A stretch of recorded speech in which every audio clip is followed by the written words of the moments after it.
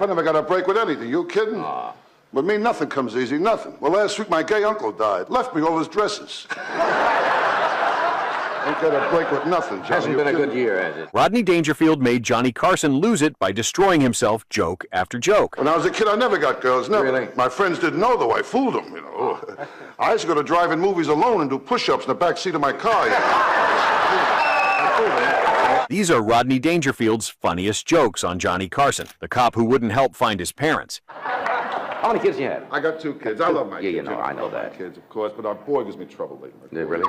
He's at the age now he copies everything. He sees something, he copies it, you know. This kid imitates everything. Yeah. That's why we got rid of the dog. You all right? No, they're very impressionable at that age. The peculiar feeling is your son standing there with one leg up. Yes, I know what you mean, of course. No offense. But how, We didn't get rid of the dog. I was just kidding around, that's all, you know. how's your health? Are you in good health? Health, very good, very good. There's no love in the house. That hurts my No health. love in the house. Sure. Oh. Excuse me, we weren't ready to go to health yet. I didn't know. I see. Okay. Sure, there's no love in the house, you know. Rodney turns a lost child story into one of his sharpest family rejection jokes, as the setup feels almost sweet, because a kid asking a policeman for help should bring comfort and safety. The bellhop handles Rodney's bag. Well, I checked in the hotel. I asked the bellhop to handle my bag. He started to feel up my wife.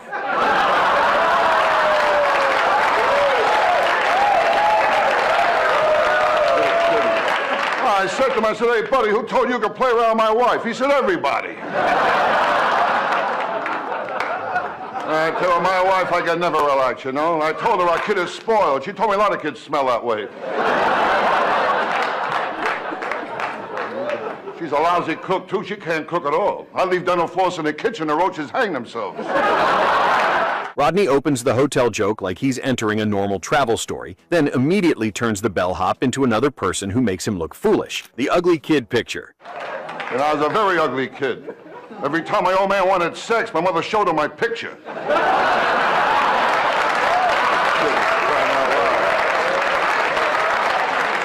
I was a very ugly kid. In my sandbox, the cat kept covering me up all the time, you know? Well, when I was a kid, nobody was nice. I was 6 years old. I found out there's no such thing as Alpo baby food.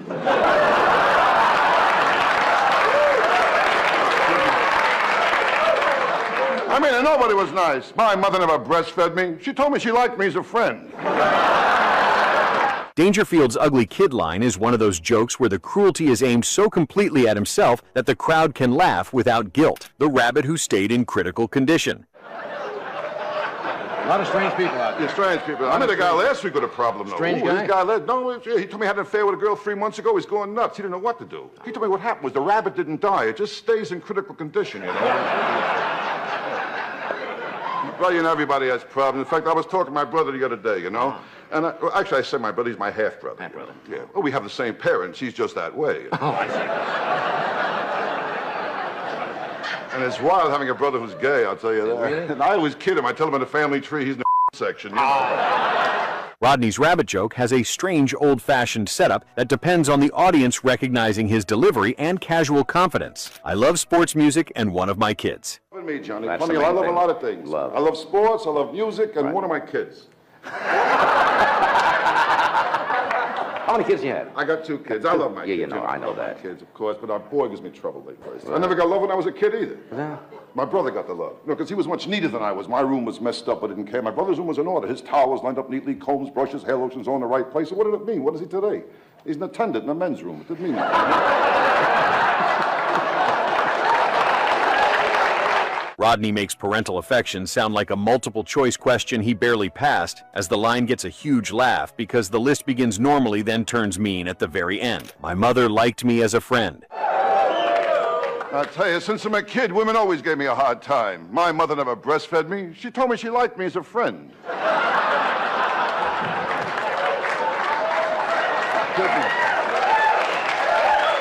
mean, are you kidding? Oh, my mother had morning sickness after I was born. I tell you, when I was a kid, I got no respect at all. You kid, no respect from anybody. You kidding? Rodney reaches back into childhood and makes rejection sound like it began before he could even understand it, as the joke works because breastfeeding is supposed to be one of the most basic forms of care. but he turns it into a romantic brush-off, the zombie bartender line. Are you kidding? Are you kidding? I know I'm ugly. I asked the bartender to make me a zombie. Told me God beat him to it. And I'll tell you know when you're ugly, all right? Well, Halloween, my wife sends the kids out dressed like me. I mean, I'll tell you the whole story. All right, the whole story, okay? All right. I mean, you know when you're ugly. Well, last Halloween, a kid tried to pull my face off. And my kids, they flip a coin to see who has to kiss me goodnight. And I was an ugly kid, too. I told my old man, never took me to the zoo. He said, if they want you, they'll come and get you. Rodney walks into the ugly jokes with a line that works because it makes a bartender another person who instantly disrespects him, saying he asked for a zombie, and the bartender told him God already beat him to it, making the joke brutal because the bartender isn't reacting to a drink order anymore, but treating Rodney's face like the finished cocktail. Well, last week I told my wife I need a home improvement loan. She gave me $1,000 to move out.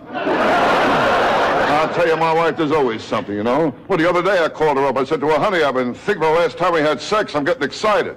She said, who is this?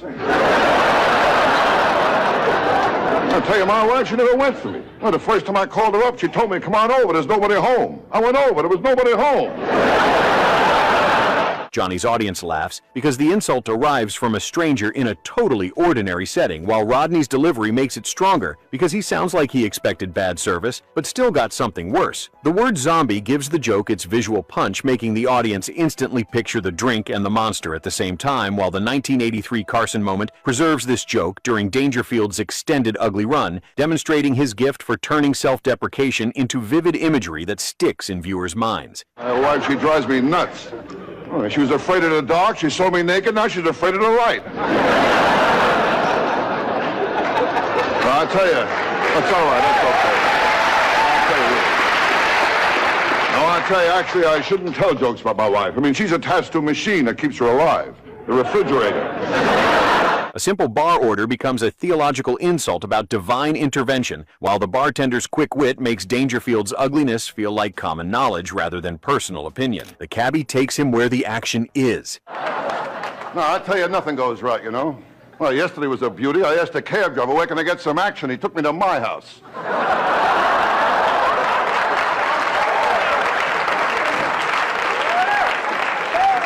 There's a lot of things go on around my house. Well, the other night in front of my house, I saw a guy jogging naked. I said to him, how come? He said, because you came home early. I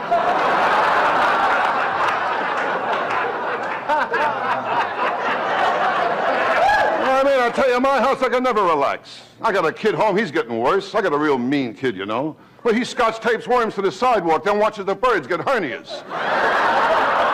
Rodney starts this like a lonely guy chasing nightlife, then makes the cab ride turn into a direct insult against his own marriage, as he tells the cabbie to take him to a woman who can show him a good time, making the punchline land when the cabbie takes him back to Rodney's own place. My neighborhood, that's getting worse, too. I live in a tough neighborhood, you know. My neighborhood, you see guys bowling overhand.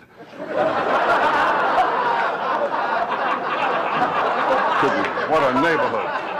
Well, last week they put some new sidewalk in front of my building. I remember when I was a kid, I put my handprint in the wet cement. I forgot I'd do it again. I'll tell you, it's a weird feeling, put your hand in cement, and you feel another hand.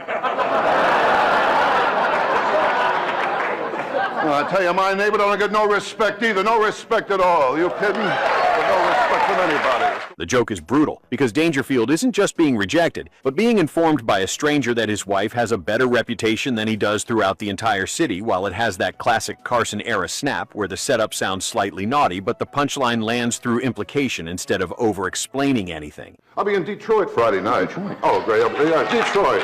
That's a great place. I'll pick up some plugs and points while I'm there, too, I think. You know what I mean?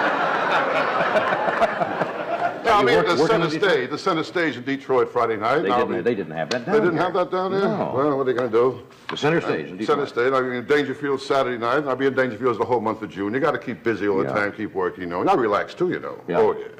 If not a relaxation, I went to a wild party. Did you? Tell us about it. Yeah, well, I played a new version of Russian roulette. Yeah, we passed around 6 girls, and one of them had VD.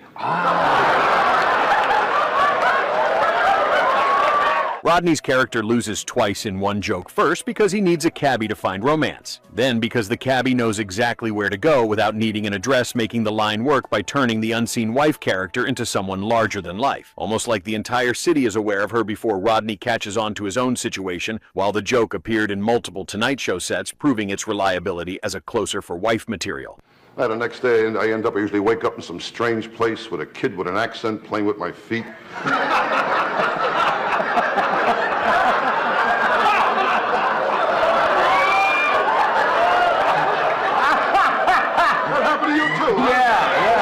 Kids today are bad. But kids today got to watch out for drugs, though. I tell you, very bad with drugs. So many kids are using cocaine. Cocaine is very big, you know. I mean, kids today, they don't want to read about Snow White. They want to shove it up their nose, you know. Kids, you know. There's always something. New generations. So my dog, too, she gives me trouble. Your dog? I got a female dog, you know. I tried to mate her. She wants 50 biscuits.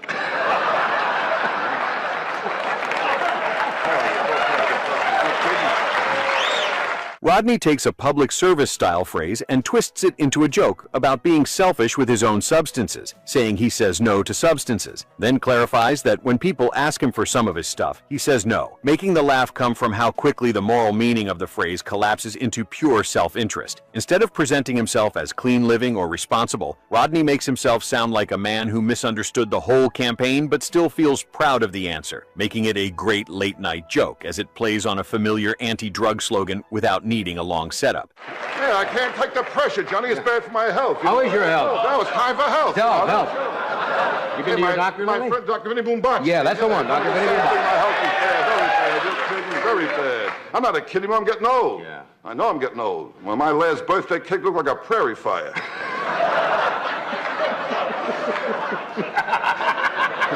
You know how it is. I know I'm getting old. At my age, I want two girls at once, you know. Yeah, if I fall asleep, they got each other to talk to. What's new with you?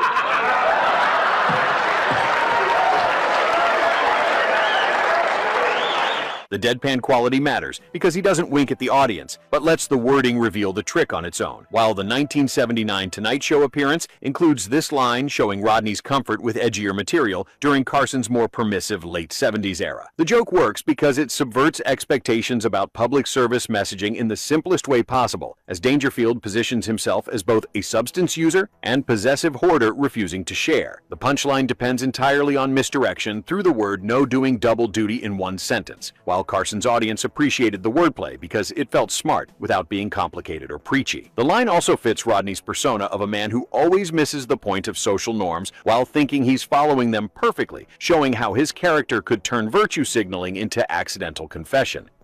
Johnny Carson spent 30 years hosting comedy legends, but Rodney Dangerfield's jokes hit different because he turned every bartender, bellhop, cabbie, and family member into proof that the world was actively conspiring against him, making audiences laugh at a man who couldn't catch a break, even from strangers or his own mother. These 9 jokes show why Dangerfield owned Carson's desk by making humiliation sound like the most natural thing in the world, delivered so fast you barely had time to feel bad before the next punchline landed. Which joke made you laugh the hardest?